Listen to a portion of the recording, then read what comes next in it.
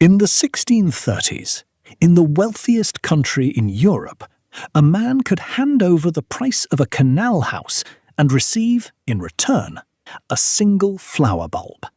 Not a field of them, one. And for a brief, feverish season, that felt not like madness, but like a sound investment.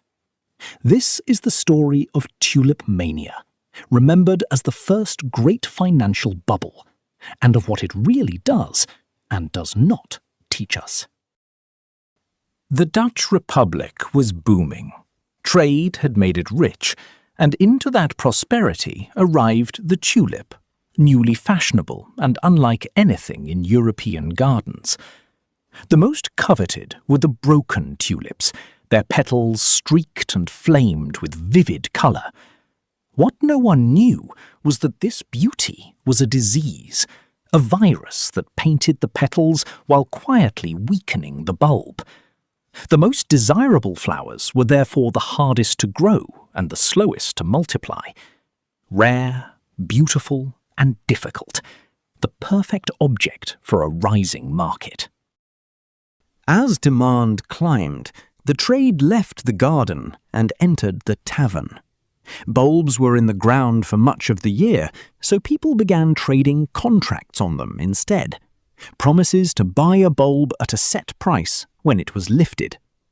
Buyers and sellers who never handled a flower passed these paper claims from hand to hand, each expecting to sell higher to the next.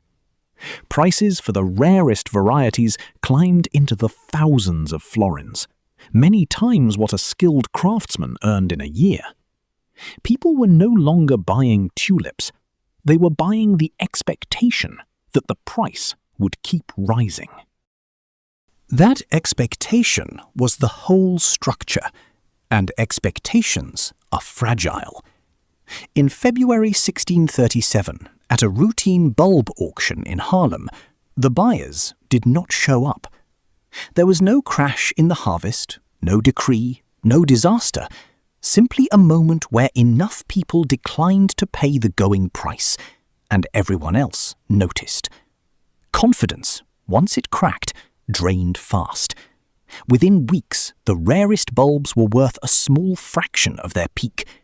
The contracts that had promised riches were now claims on flowers nobody wanted at the agreed price. Here, the myth outran the history. Later pamphlets, written to moralize about greed, painted Tulip Mania as a catastrophe that ruined merchants and shook the Dutch economy. Modern historians tell a more measured story. The trade was concentrated among a relatively small circle of dealers and enthusiasts. Many of the contracts were quietly settled or annulled, and the Republic went on prospering. The bubble was real. The ruin was mostly a story told afterward about other people's foolishness. Which is exactly why it still matters. Tulip Mania is not a tale of a uniquely stupid age. It is a clean, early example of something that never stopped happening. A price rising not because a thing became more useful, but because people believed someone else would pay more tomorrow. The flower was real, its beauty was real, but for a season, the number attached to it was pure story. When the story stopped, so did the price. The tulip did not change. Only the belief around it did. And that belief was the whole market.